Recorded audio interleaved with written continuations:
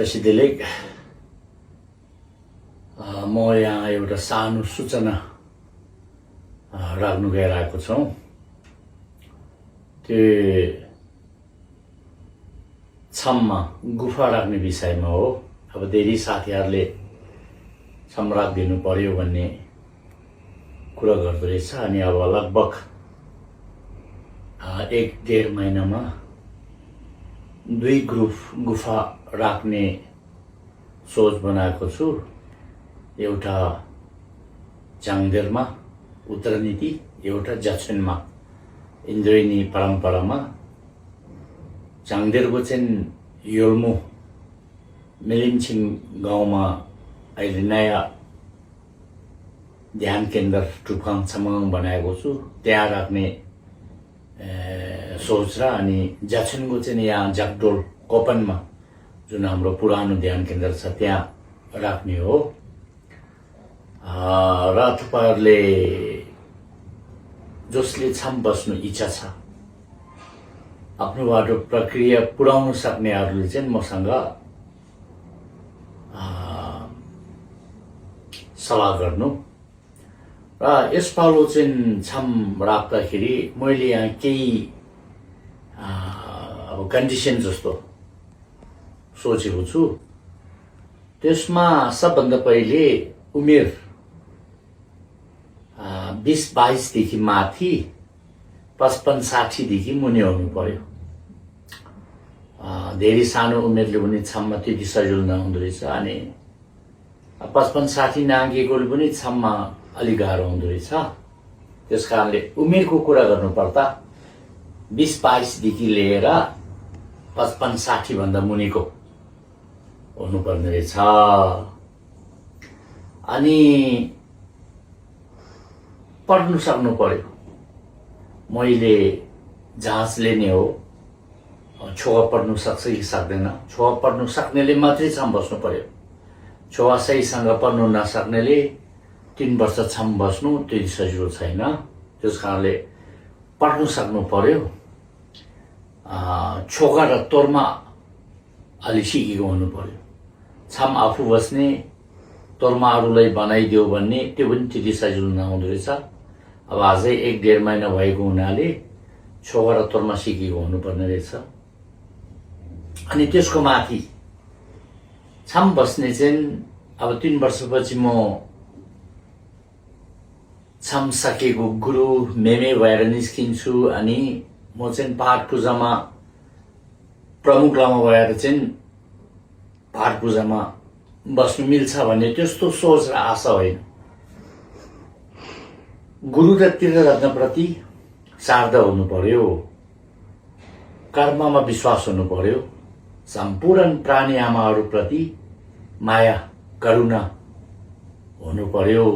हो त्यस्तो सोच विचार बोकेर आफ्नो पाप काटोस्, पुण्य सञ्चय होस्, धर्मको सेवा होस्, प्राणीको हित होस्, त्यस्तो सोच विचार बोकेकोले छम बस्नु पर्यो।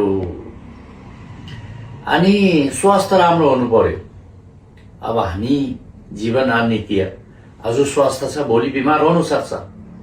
र पहिले नि रोकियाहरू छ भने लामो छम नआउँदो रहेछ।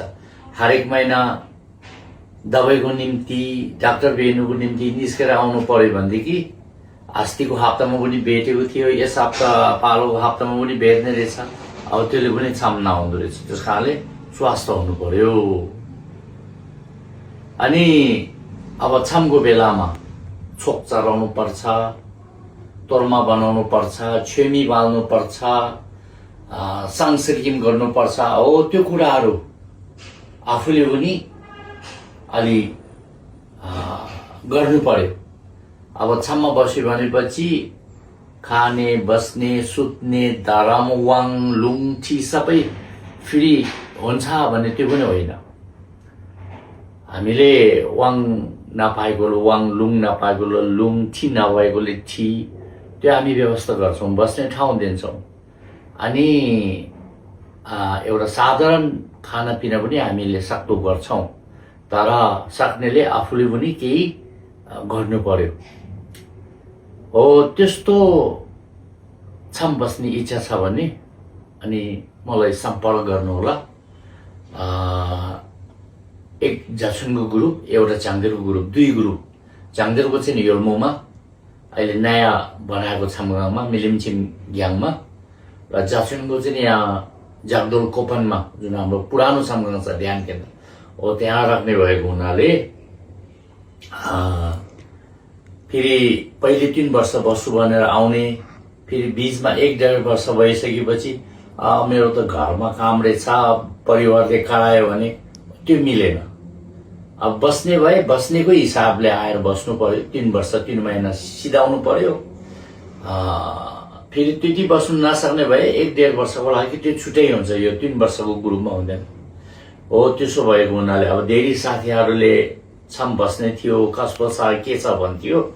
अब छम चाहिँ राख्छु छिटै, तर आफूबाट के हुनु पर्यो, आखिर भनेको चाहिँ सबभन्दा पहिले त पढ्नु सक्नु पर्यो, सही उमेर हुनु पर्यो, अनि सही सोच विचार हुनु पर्यो हो। त्यसो छ भने अनि अब चाङदेरमा 8 ग्रुप, जाछुनमा 8 ग्रुप, 8 जना, अब 2 ग्रुप राख्ने भएको हुनाले त्यो प्रक्रिया पुग्ने सही सोच विचार भएको भए अनि मसँग सम्पर्क गर्नुहोला भन्ने यो सानो भिडियो सूचना बनाएर म पोस्ट गर्नेछु। र त्यो हिसाबले इच्छा, चासो, धर्मप्रति विश्वास भएको छ भने सम्पर्क गर्नुहोला। धन्यवाद।